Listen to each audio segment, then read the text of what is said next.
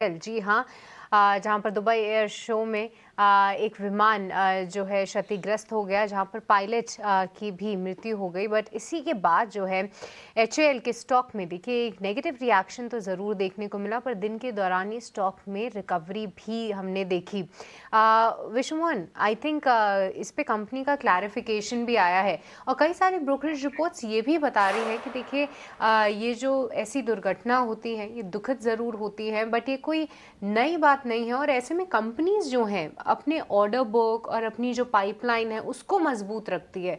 क्या कुछ और डिटेल्स निकल कर देखिए, आई? क्लैरिटी अब तक साफ नहीं है। जांच जारी है कि किस वजह से वो दुर्घटना हुई थी, क्योंकि जिस तरह से वहां पर इस तरह के शो में कई बार इस तरह की घटनाएं हिस्टोरिकली भी हुई है। और लेकिन तेजस के क्रैश होने की ये दूसरी खबर है। 2 साल में तेजस से जुड़ा हुआ दूसरा बड़ा हादसा है, इस वजह से चिंता है और आज 3.5% गिर गया। लेकिन इस गिरावट के बावजूद भी यहाँ पर ब्रोकरेज हाउसेस इस स्टॉक पर काफी ज्यादा बुलिश है। 3 ब्रोकरेज हाउसेस की जो रिपोर्ट आई है वो यहाँ पर काफी अपसाइड की संभावनाएं देख रहे हैं एचएएल में।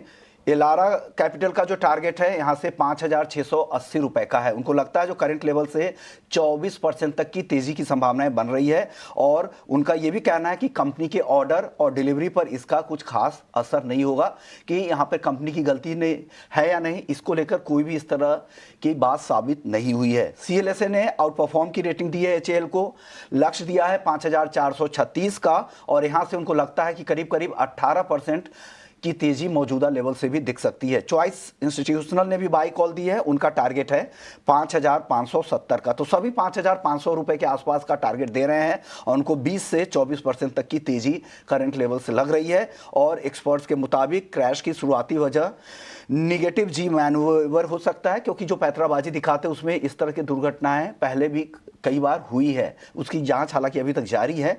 और तेजस के बारे में यह भी कहा गया है जो ये प्रोग्राम है दुनिया में सबसे जटिल इंजीनियर्स एलसीए प्रोग्राम में गिना जाता है। और ऐसे हाई इंटेंसिटी ट्रेनिंग फ्लाइट्स में जो दुर्घटनाओं का जो रिस्क होता है वो होता है। तो ऐसे में तेजस पे ब्लेम करना या कंपनी को लेकर इस तरह की चिंता करने की बात नहीं है, ऐसा ब्रोकरेज हाउसेस की रिपोर्ट में कहा गया है। वो काफी बुलिश साउंड कर रहे हैं। चलिए एक अपने मेहमान से भी एक इस पर राय ले लेते हैं।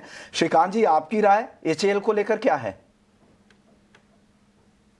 तो देखिए, वैसे अगर टेक्निकल पैटर्न को देखें तो ये स्टॉक एक करेक्टिव पैटर्न में था। और उस करेक्टिव पैटर्न के अगर हम फॉर्मेशन को देखें तो मुझे लगता है कि आज उसमें कंटिन्यूएशन हुआ है। बट कभी भी अगर स्टॉक अगर कोई न्यूज़ फ्लो में आ जाता है, जो न्यूज़ फ्लो अनसर्टन होता है, तो ऐसे केस में क्या होता है कि उसमें कुछ ट्रेड करना मुश्किल हो जाता है। ऐसे केस में इसके एक रेंज को हम फोकस करते हैं, और उस रेंज की अगर लोअर बाउंड्री पे अगर ये स्टॉक आ जाता है तो काफ़ी अट्रैक्टिव हो जाता है। तो इस पर्टिकुलर टेक्निकल फॉर्मेशन की जो लोअर बाउंड्री है दैट इज़ अराउंड 4,300। अगर ये स्टॉक करेक्शन में 4,300 के करीब अगर आता है तो वहाँ पे इसे खरीदें।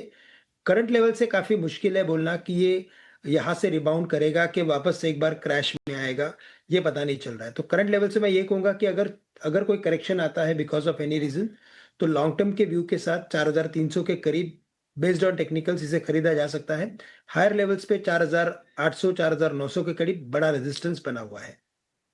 तो ये आपको 4,300 के आसपास यहाँ पे डिप में खरीदारी के मौके देख सकते हैं। टेक्निकल ये है, हालांकि अभी न्यूज़ वेस्ट रिएक्शन यहाँ पर देखने को मिल रहा है।